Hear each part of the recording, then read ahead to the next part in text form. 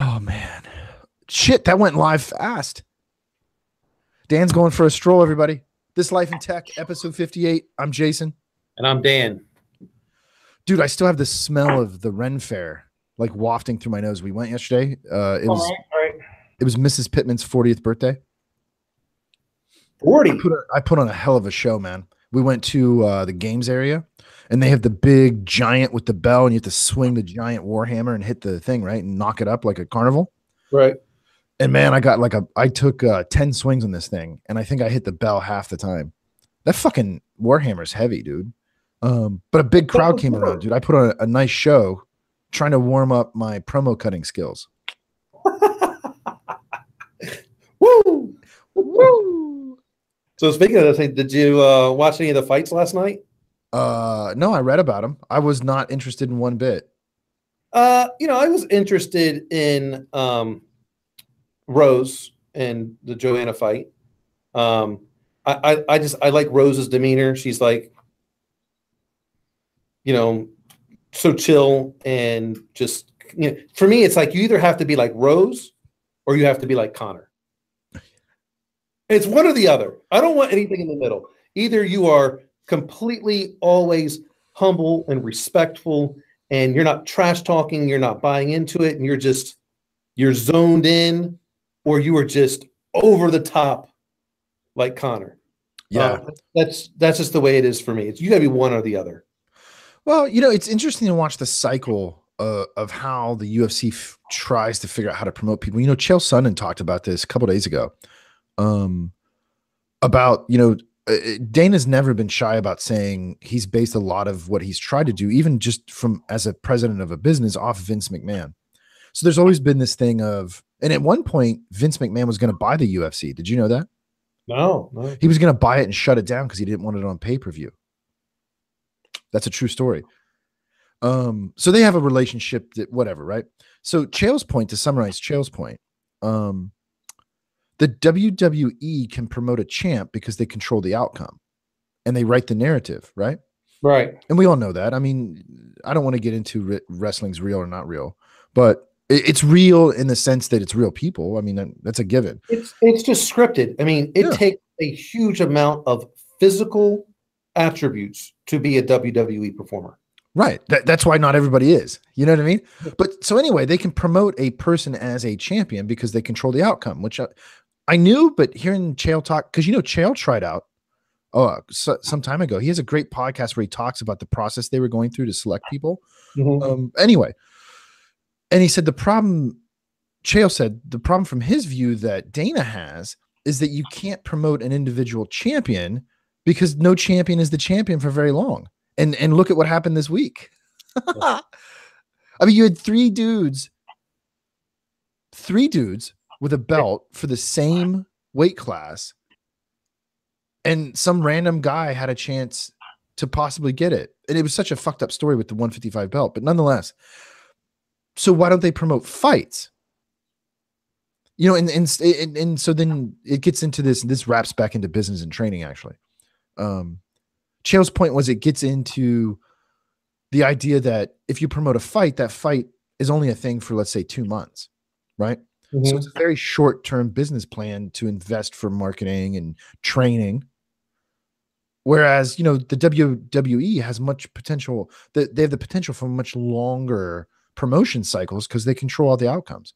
I mean, why was The Rock such a star? Why was Stone Cold Steve Austin or Ric Flair such a star? Well, woo! Because they had ability and they could cut promos, so they had a personality. And this is where you see like Conor McGregor playing a character of sorts. But the wrestlers were able to produce a brand that was marketable over a long period of time because the outcomes were all controlled. Right. But they had to be trained to do that, right? I mean, nobody wakes up and just is able to do all that. Even if you look at like The Rock, who's made a great transition to acting. The guy had to be trained to do what he does, even though he had some natural ability. Yeah, sure.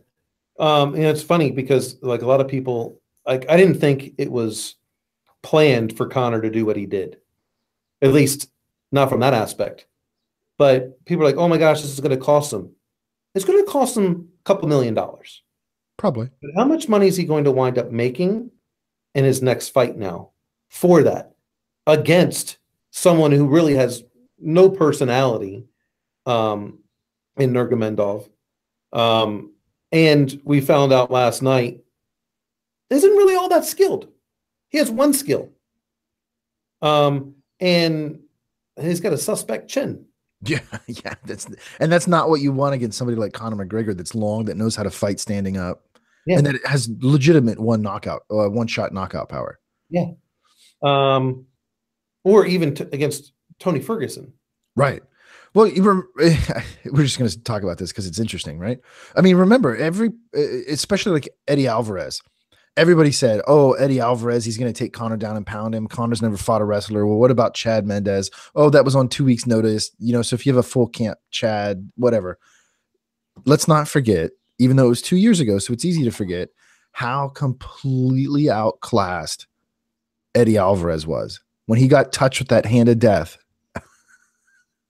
Here's the thing, because, and I don't, I suspect Conor would win because of his ability to keep distance.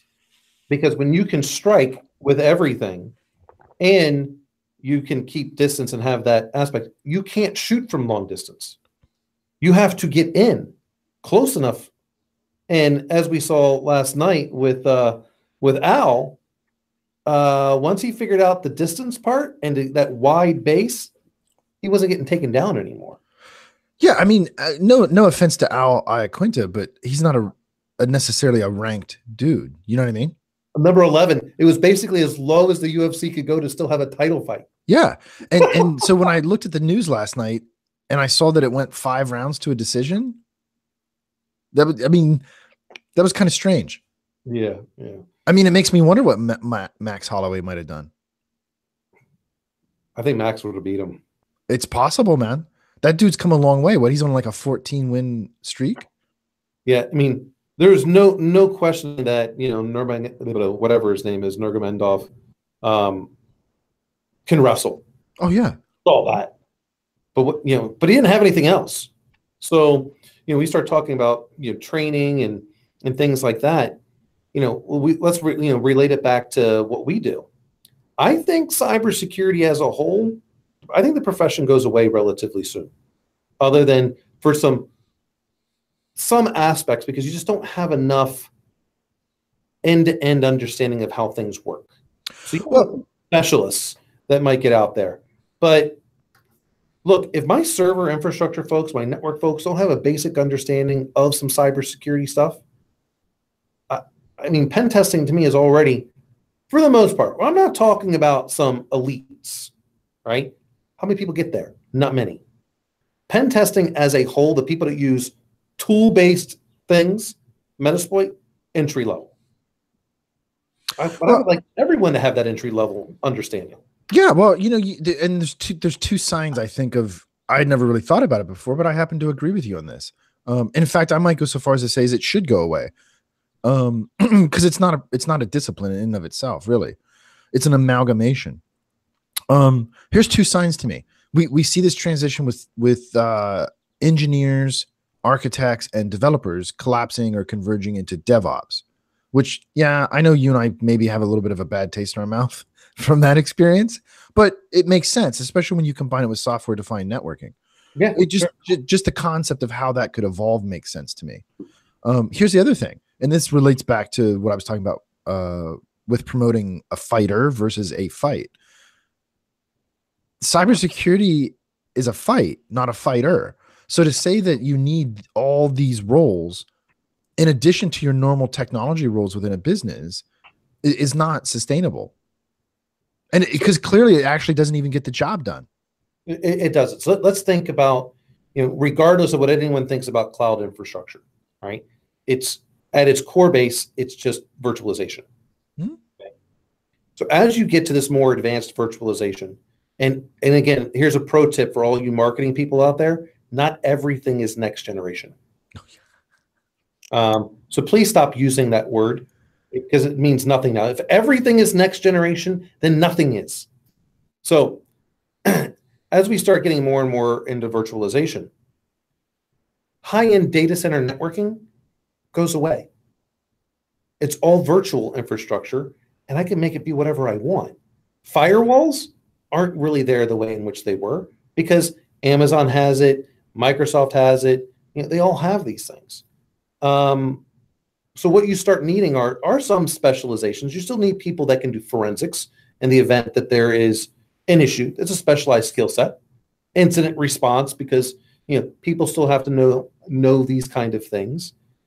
But I no longer need the specialization of firewalls, intrusion detection, intrusion prevention. I no longer need WAF, people who just do WAFs, the web application firewalls. I no longer need a lot of things because it's just there. It's all in a package. Well, yeah, and the trend of technology is to always enable abstraction. And what I mean by that is abstracting away complexity so that whatever that is becomes, let's say, quote unquote, easier.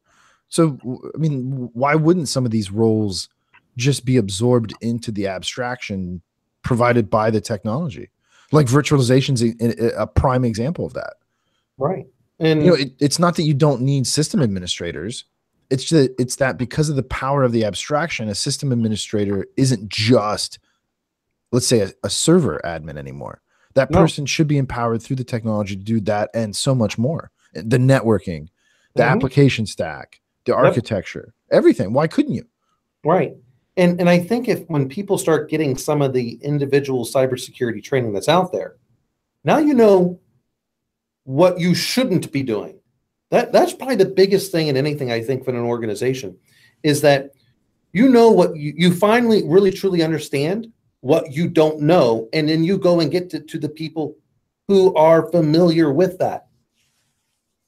And we make this mistake of trying to do something as humans, right?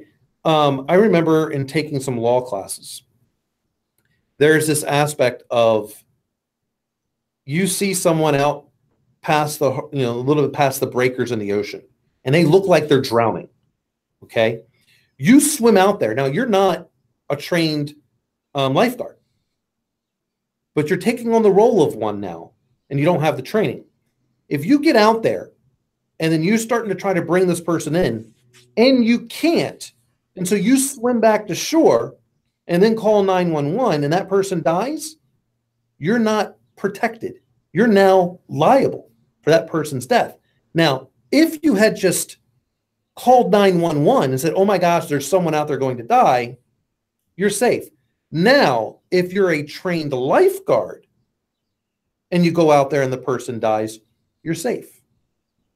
So I think if more people in technology actually had more well-rounded training, they're going to know what things they shouldn't even attempt, because that's not their area of specialization.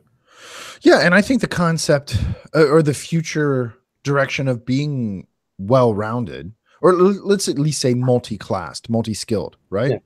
Yeah. I mean, if nothing else, it makes you a better employee. I mean, it's going to make you more marketable. It's going to make you more money in the long run.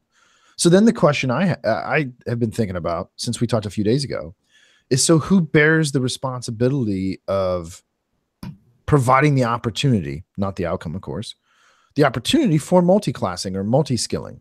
And so this is an interesting thing. This is what really started me to think about it after we talked the other day. I was reading a book completely unrelated to what we were talking about.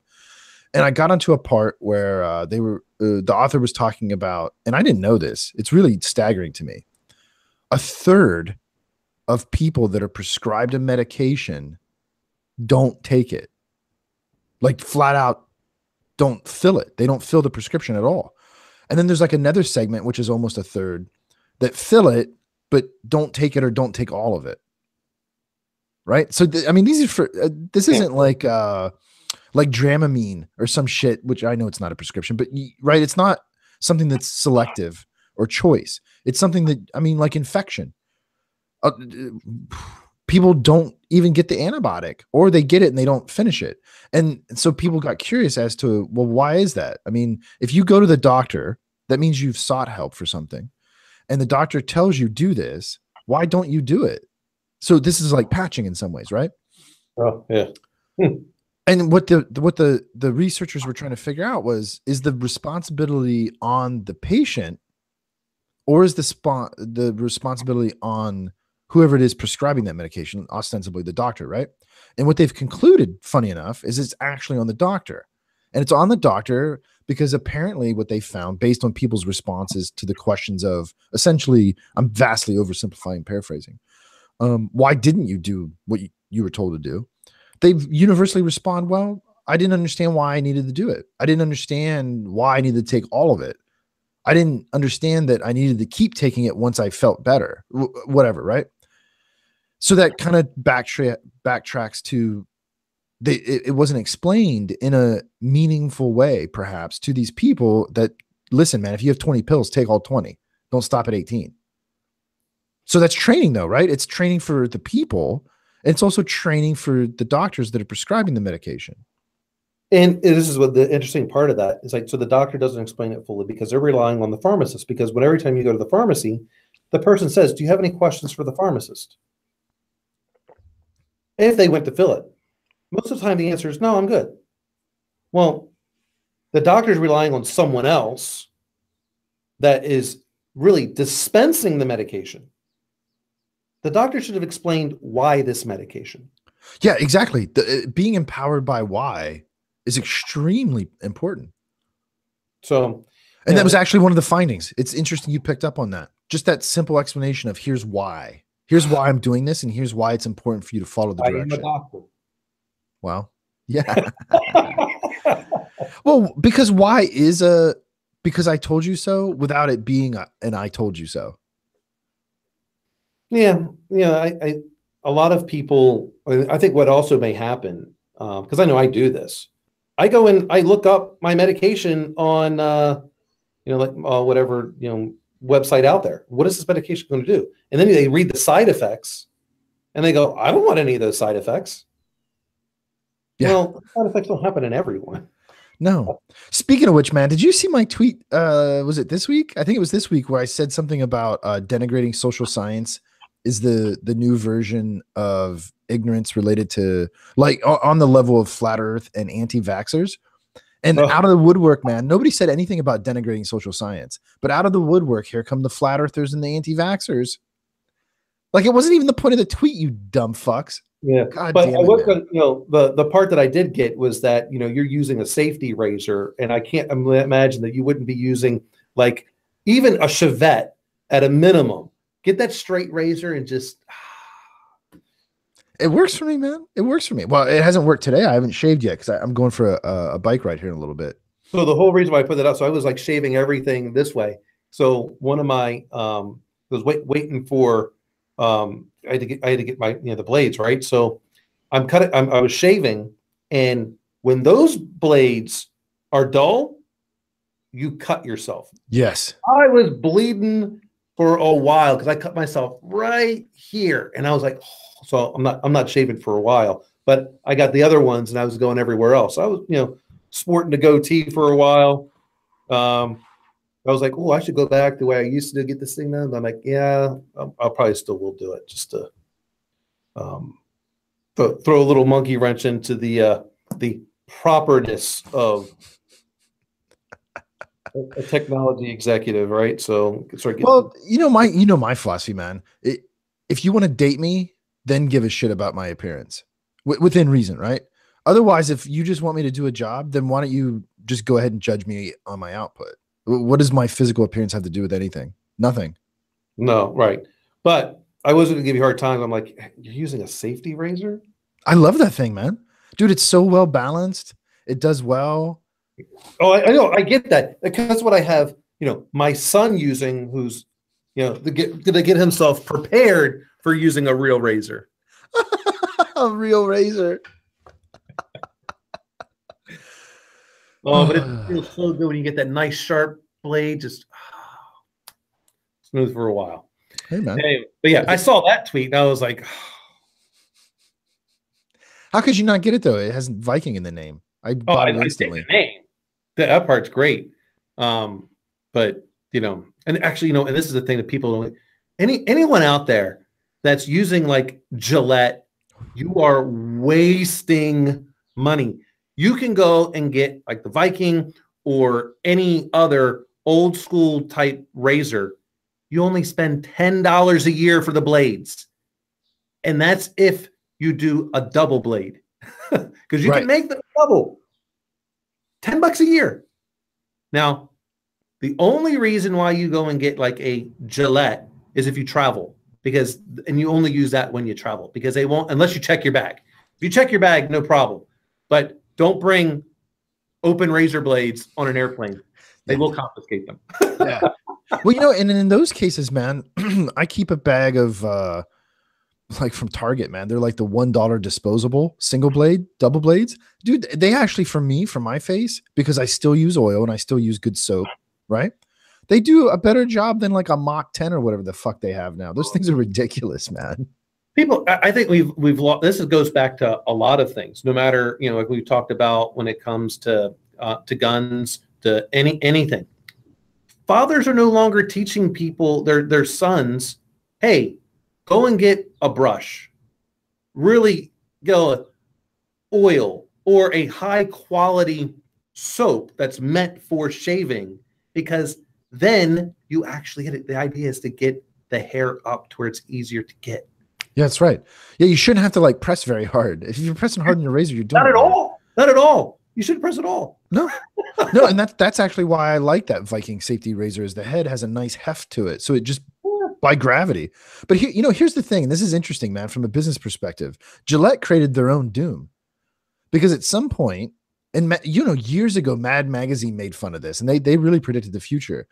So if I have a single blade, and it's the best razor money can buy, when I need to sell a new razor, because I need more revenue, right? I have to do something to innovate. I have to do something that's bigger, because the one blade was already the best. You see? So, and it just keeps self-escalating. It's caught in a positive feedback loop. And at the same time, I really don't understand as a guy why there's not like this gestalt awareness of, hey, wait a minute, man. If 2 was the best ever, why did I need 3? Right? Because like, how did magically 2 stop being the best you could get? This is what's even funnier. The blades are not even on the same plane. No, they're not. They're horrible. They're not sharp. Fuck that, man. They're horrible. And and on top of it, you're paying an exorbitant amount of money. Yeah, it is. The handles are shit. I mean, get out of here. Right. I mean, even though teasing a little bit about the safety razor, it's still the only difference is your blades are a little bit smaller than mine on the straight razor, right? Yeah, that's it. But you're only spending $10 a year on something that is better. Yes. Yeah, I get high grade Japanese steel off. I buy them. I think mine came in like 100 or a 200 pack from Amazon. So then you're paying $50 for a year rather than 10. Yeah. Okay. So newsflash for all the mock blades and all that kind of stuff, they only last for like 5 shaves. Okay. Right. And then they're like completely dull. So you're spending $20 every 2 weeks. Right. And with my Japanese steel blades that I got, I found that I can go a week and a half, 2 weeks if I shave every day. Yeah. So like with the straight razor, you get that thing sharpened every other year, as long as you're using because I'm not yet at a point where I'm going to sharpen anything myself. I'm not going to do it. Not yet. I might at some point. I'll keep the maintenance up, but every 2 years, I'll send it out, get it sharpened. Yeah. It's not going to be a big deal. Yeah, man. Butter. Right. Yeah. I mean, I think it breaks down to like 10 cents a shave or something ridiculous with mine. It's so cheap and it's so good. It's great. Yeah, because really people forget it's the weight of the razor. Mm-hmm. The weight. Exactly. But for me, it's like I'm in the shower. I get the steam. I've got the fogless mirror up there. I got everything where I can lather it up, the oil, because I'm now at a point where I do my own oil. Oh yeah. Yeah. I haven't gotten that far yet because I've been experimenting with different ones. I found a good one that I like now. I do mine after the shower, man. And I do it for 2 reasons. One, because I just like to do it that way. The other thing that I really like is because I have my own bathroom here off my office. that nobody else really uses. Not for taking showers and stuff anyway. So taking a shower and then having the ritual of being at an altar.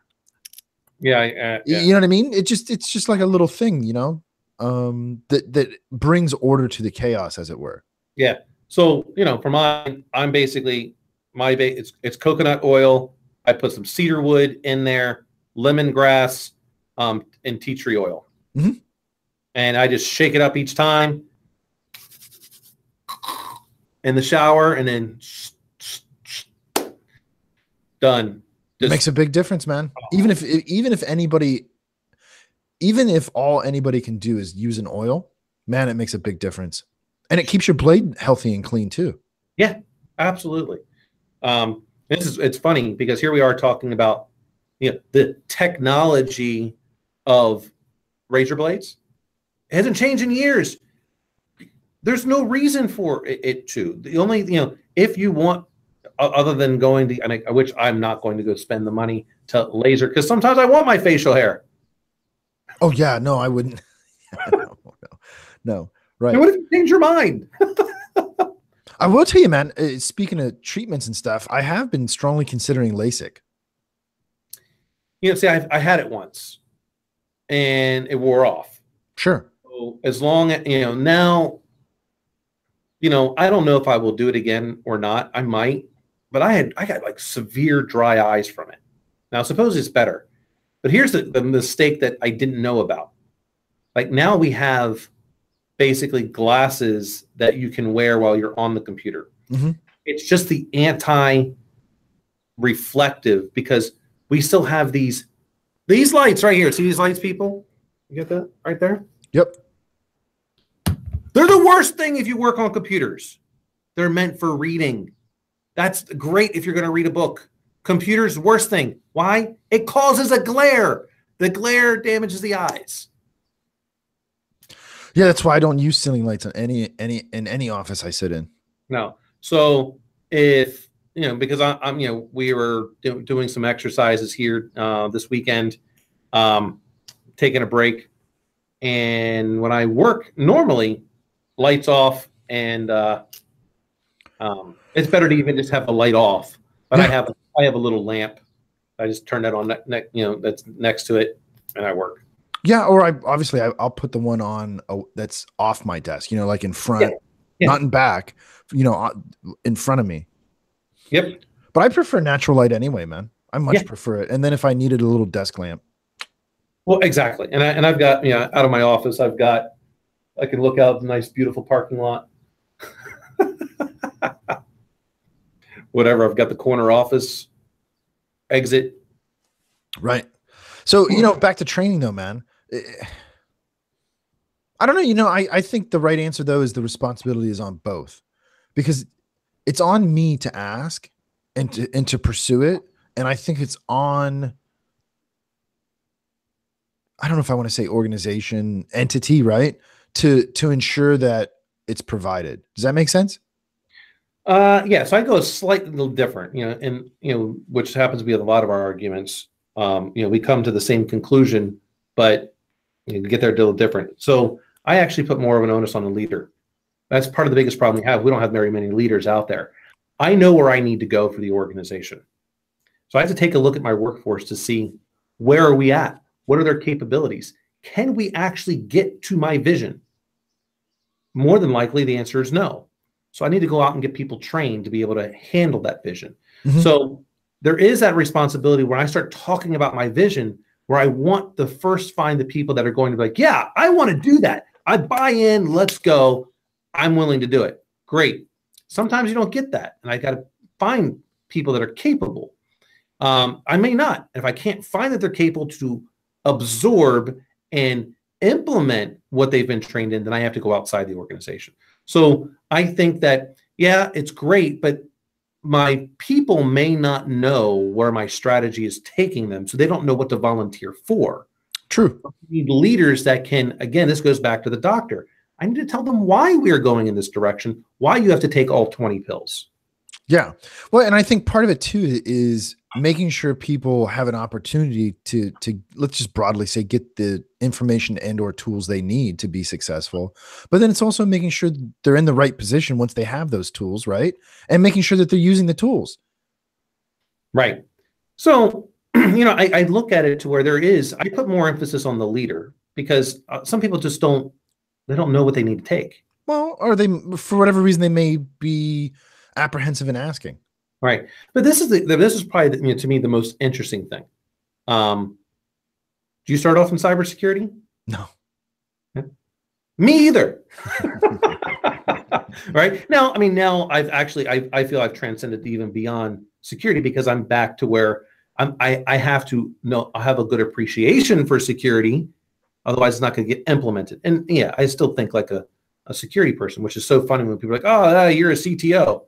Yeah, guess what? I have more influence over the technology than any CISO will ever have. Yeah, we've talked about this before for years now. I've just started to consider myself to be a technologist, not any specific sub-discipline, because it's all just technology anyway. It's just different ways to use it. And it's all equal, right? So I didn't start off with it. I started off on a help desk. And because I could spell TCP/IP, I got into networking. Yeah, I got into networking because nobody else wanted to do it. And the CIO was doing it and he sucked. Yeah. So I offered to take it because fuck it, man. It's better than sitting on this help desk. Yeah. So I went, figured out how to do networking, did server infrastructure. The only thing I didn't do was code development. Now, I know how to do code development. I could certainly lead a team. I think if once you're a leader, you can lead in basically anything. Yeah, the principles are largely the same, man. It's just about getting the right people with the right tools in the right position to work on the right project. You got it. Well, Ninja, I know we probably have other things to talk about, but because of the exercise, we're getting ready to launch some more stuff. But I didn't want to miss our episode because I'm trying to get us up to, I don't know if we'll make 100 this year, but we're going to get pretty close. That was our goal. Oh, I think we might make it, man. Even if we have to double up or something, I think we should make it. I haven't sat down to do the math yet and chart it out, but because we can always do like, we should talk about this more, but we have this, we'll be in the same place at the same time coming up in a couple weeks. Yep. And, maybe we do an extra special live cast of some coin. Yeah. Yeah. We can certainly do that. Oh, and by the way, I did just ending it up.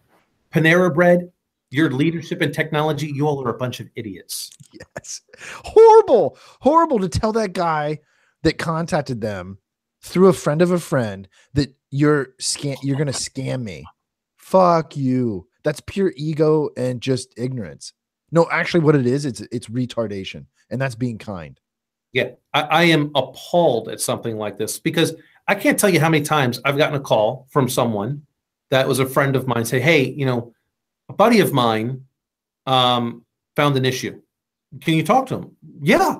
Because I trust my friend. So my friend's not an idiot. So he's not going to send me someone. You all are connected. That's part of a network. This is like when people ask me, why do I want to go back and do my MBA? I want the network of people. I want the learning, right? I'm always going to constantly be learning, and I enjoy the aspect of business. I work for a business. I want to expand my network of people, and I want to be in their network of people. Yeah. Well, because it's just more powerful, man. It makes life more interesting. But yeah, to tell this guy you're scamming me, and then after you realize he's not, to just sit on it for what was it, like 9 months or some shit? This is a reason why in a lot of cases I just pay in cash and I never sign up for anything. No, I don't understand what you sign up for at Panera Bread anyway. I guess maybe you get coupons or something. But I stopped going there when they took away the free wireless after like 20 minutes. Fuck you. Yeah. I have no desire to sign up for any loyalty program. Nope. One, if I'm not getting my United miles, I just don't care. Yeah. So anyway, yeah, that's episode 58, man. We're almost to 60. We'll hit that soon. Yep. All right, people. Good luck, man. Have a great week. You too. Talk to you later. Bye-bye. Bye.